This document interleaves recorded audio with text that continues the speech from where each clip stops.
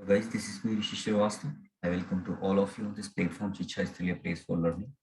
तो आज मैं आपसे मैथ सेक्शन में क्लास 10th का एक इम्पॉर्टेंट टॉपिक है उसको डिस्कस कर रहा हूँ। टॉपिक का नाम आप देख सकते हैं पॉलिनोमियल। ओके, इसको आप लोग क्लास 9 में भी पढ़ चुके हैं और क्लास उसके पहले भी शायद आपने इसके इंट्रोडक्शन दिया हो।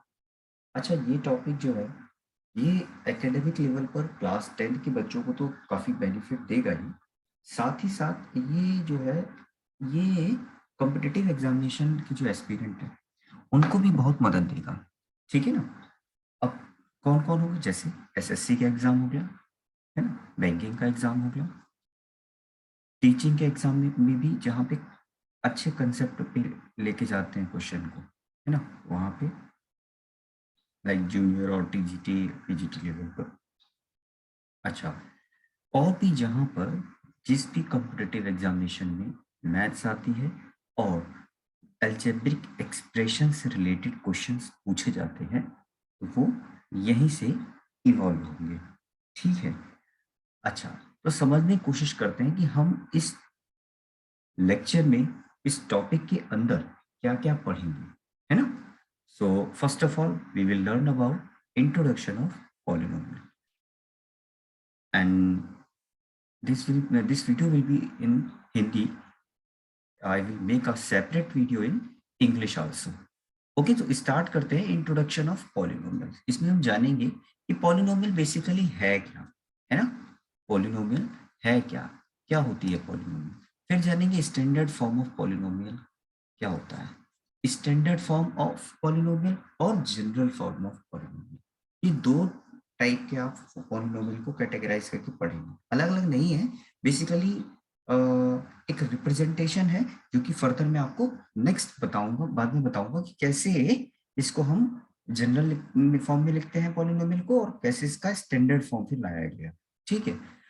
उसके बाद आता है डिग्री ऑफ पॉलिनोमियल। इसको समझना है हमको कि डिग्री ऑफ पॉलिनोमियल क्या होती है, और ये बहुत ही जरूरी है, बहुत इंपॉर्टेंट कंसेप्ट है और इससे कॉम्पिटिटिव एग्जाम में भी काफी क्वेश्चन निकल के बाहर आते हैं। ठीक है। टीचिंग एग्जाम वालों का रिसेंटली अभी एक एग्जाम हुआ था, उसमें ये डिग्री से रिलेटेड एक क्वेश्चन पूछा गया है। ठीक है। तो एकेडमिक लेवल पर हमको डिग्री के बेसिस पर कैसे पॉलिनोमियल को हम कैटेगराइज कर सकते हैं इसको देखना है। चलिए नेक्स्ट चलते हैं। अच्छा, अब क्या होता है, कोई भी अलजेब्रिक एक्सप्रेशन मान लो लिखा हुआ है, अब वो हमको कैसे पता लगेगा कि वो पॉलिनोमियल एक्सप्रेशन है कि नहीं है ना। ये भी जरूरी है कि हर अलजेब्रिक एक्सप्रेशन पॉलिनोमियल हो या हर लिखा हुआ एक्सप्रेशन पॉलिनोमियल हो, ऐसा पॉसिबल नहीं है ना। उसको हमें चेक करना पड़ेगा। आइए दूसरे जानते हैं कि टाइप्स ऑफ पॉलिनोमियल। अच्छा, ये टाइप्स भी जो है ना वो भी उसके भी बेसिस होते हैं। किन बेसिस पर ये कैटेगराइज करे जाएंगे, ये होते हैं, एक तो डिग्री के बेस पे करते हैं, बाद में बताऊंगा मैं आपको, और दूसरा टर्म्स के बेस में भी करते हैं।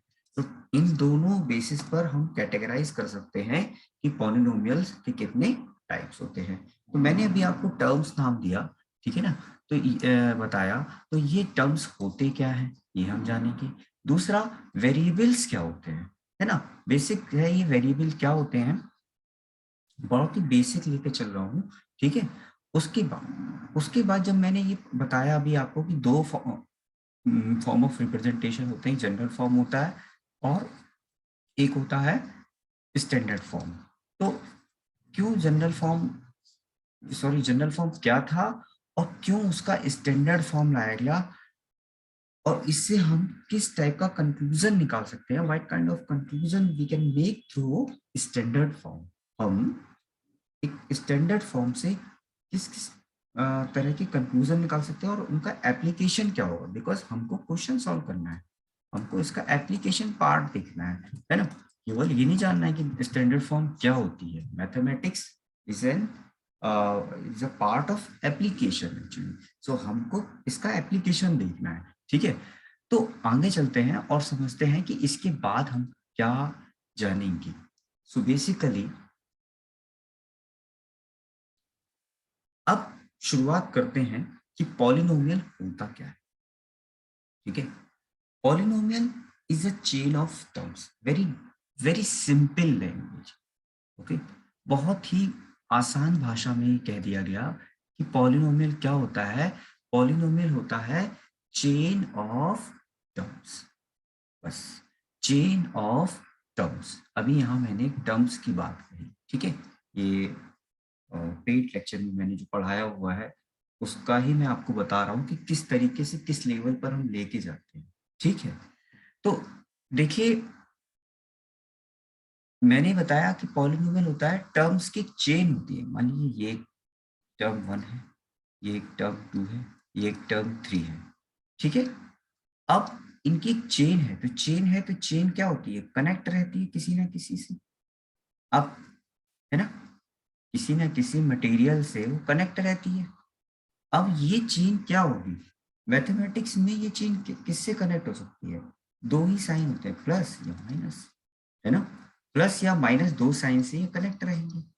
अब आगे हम इसके बारे में और जानेंगे कि ये प्लस और माइनस भी कैसे कैसे ये आते हैं, है ना, कहाँ से आते हैं, इवन माइनस कहाँ से आता है ये जानना हमें जरूरी है।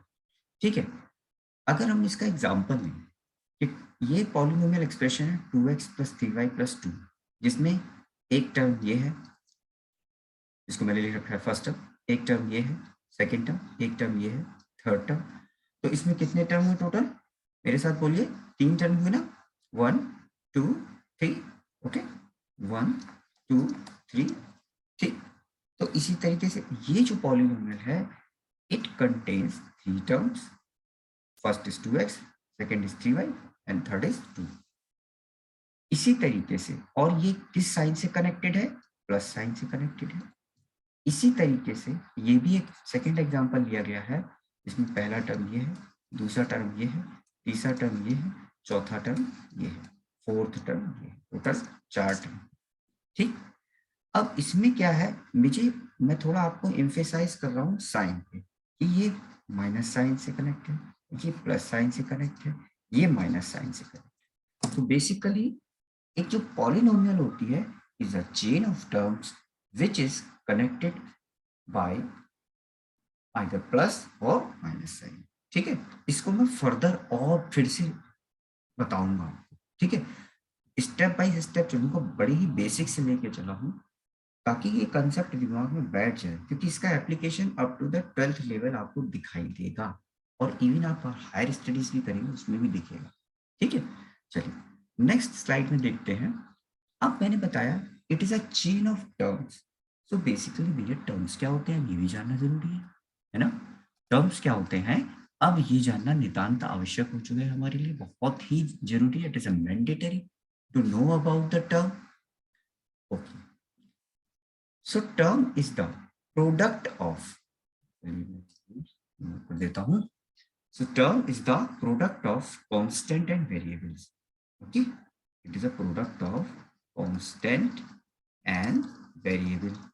Okay, now अब मैं यहीं पे डिस्कस कर दूं वेरिएबल क्या होता है। वेरिएबल कुछ नहीं, जो वेरी करता रहता है, कांस्टेंट जो कभी ना बदलता हो, वेरिएबल जो वेरी करता रहता हो, जिसकी वैल्यू टाइम के हिसाब से वेरी करती रहती है, जैसी मैं वैल्यू डालूंगा उसमें वैसा ही वो ना रिजल्ट देगा।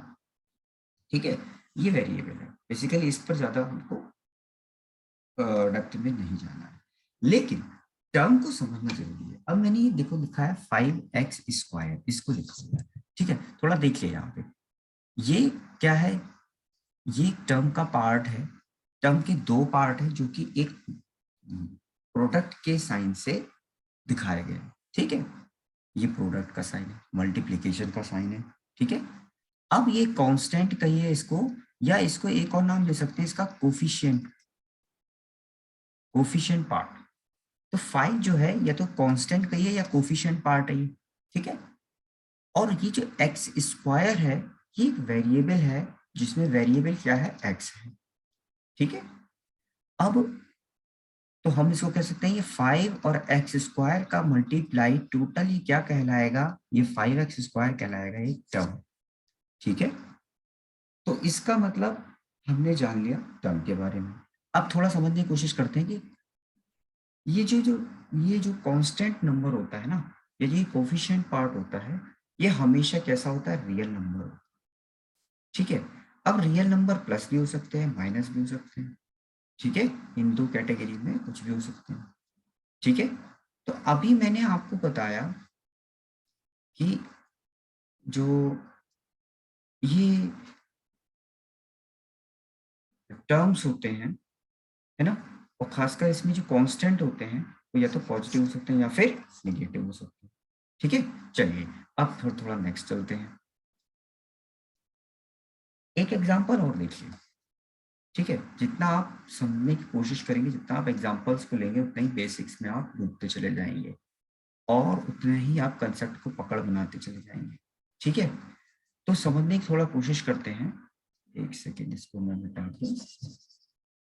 ठीक है, ताकि लिखा हुआ पहले से ही आप लोगों को डिस्ट्रैक्ट कर सकता है। चलिए कोशिश करते हैं समझने की कि ये क्या कहना चाह रहे हैं। आप देखिए, ये पॉलिनोमियल एक्सप्रेशन है 5x प्लस 3, जिसमें दो टर्म है, पहला टर्म ये है, दूसरा टर्म ये है, थोड़ा तेज चलूंगा। ठीक है, 5 कांस्टेंट पार्ट है, x वेरिएबल पार्ट है, 3 कांस्टेंट पार्ट है। अब यहाँ पे ये मैंने जो x की पावर 0 लिखा ना, इंपॉर्टेंट।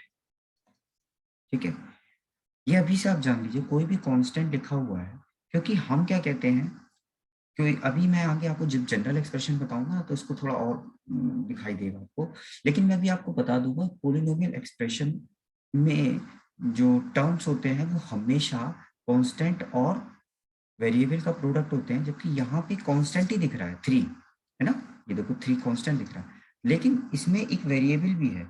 वेरिएबल एक प्रोडक्ट है, वेरिएबल क्या है, एक्स की पावर 0।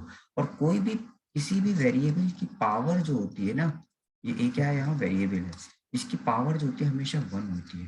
तो किसी भी कांस्टेंट को जब हम एज ए मैथमेटिकल स्टूडेंट और एक सॉल्वर की तरह जब हम देखेंगे ना कि यार ये जो है, ये जो 3 नहीं है, ये 3 इंटू एक्स की पावर 0 है, किसमें, पॉलिनोमियल एक्सप्रेशन में। जब भी आप किसी कोई भी, आप कह रहे, मैं कह रहा हूँ 1 लिखा होगा, 1 इंटू एक्स की पावर 0, एक्स वाई जेड, ये वेरिएबल कुछ भी हो सकता है। लेकिन आपको जब भी कोई कांस्टेंट टर्म दिखाई दी जाए, तो मैं फिर से एम्फेसाइज कर रहा हूँ, आपको कोई भी कांस्टेंट टर्म दिख रहा है तो आपको अकेला कांस्टेंट टर्म नहीं दिखना चाहिए, आपको दिखना चाहिए इंटू एक्स की पावर 0 या वेरिएबल की पावर 0। इससे बहुत सारे क्वेश्चंस आपको दिखेंगे और बहुत अच्छे अच्छे क्वेश्चन छोटे से कंसेप्ट बन जाते हैं। चलिए फिर से मैं डिस्कस करता हूँ, मैंने कहा था ना मैं आपको पॉलिनोमियल को बार बार डिस्कस करूंगा, इसको बताऊंगा। इससे अब क्या आप कंक्लूजन निकाल सकते हैं, अगर मैं आपको इसको, अगर इसको मैं छुपा दूं, ठीक है, इसको हाइड कर दूं, आप खुद मन में सोचिए ईमानदारी से कि अभी तक आपने जो पढ़ लिया मेरे से पॉलिनोमियल के बारे में, कि it is a chain of terms, chain of terms, ये आपने पढ़ा। ठीक है, chain of terms which is connected by positive और नेगेटिव। ये तो मैंने ये पहले कह दिया था, इसको मैंने अभी लिख दिया है। ठीक है, it is a combination of terms connected with positive और नेगेटिव साइन। ठीक है, ये आप समझ गए, फिर से समझ गए। चलिए आगे चलते हैं। ठीक है, एक एग्जांपल और लेते हैं, ठीक है, ताकि आपको और फिर बेटर अंडरस्टैंडिंग मिले बच्चों। ठीक है, तो इसको लेते हैं। देखिए एग्जांपल कह रहा है 5x square plus 3x plus 4। ठीक है, अब बेसिकली मैं यहाँ पे पॉलिनोमियल एक्सप्रेशन को थोड़ा और बता रहा हूँ कि पॉलिनोमियल एक्सप्रेशन देखिए कैसे किस तरह से होता है। एक तो इसमें आप डिकोड कीजिए, पहले से सब कुछ निकालिए। इसमें एक टर्म ये है, दूसरा टर्म ये है, तीसरा टर्म ये है, पॉजिटिव साइन से जुड़े हुए हैं, ये पॉलिनोमियल टर्म, ये पॉलिनोमियल एक्सप्रेशन है। ठीक, जिसमें 3 टर्म है। यहाँ पे आपसे कोई कहे ये जो है 4 इंटू एक्स की पावर 0 आपको दिखना चाहिए, ये इसको हम कह सकते हैं polynomial in 1 variable. This is a polynomial in 1 variable. Okay, 1 variable. अब चलते हैं, ये भी पॉलिनोमियल है जिसमें कितने टर्म, एक टर्म, दो टर्म, तीन टर्म और चौथा टर्म। ये अपने आप आपको दिखना चाहिए, 5 नहीं है, 5 इंटू एक्स की पावर 0 है। देखिए, है ना, एक्स की पावर 0 है। इस एक सेकंड, इसको मैं बताता हूँ आपको, पहले मैं थोड़ा जो बताना चाह रहा हूँ उसको बताता हूँ आपको कि देखिए ये जो है, ये 3 4 टर्म हो गए। ठीक है, इसमें क्या है, ये पॉलिनोमियल इन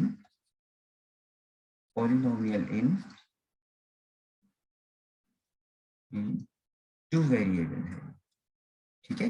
ये एक पॉलिनोमियल है जो कि दो वेरिएबल है, जिसमें एक एक्स है एक वाई है, ठीक है।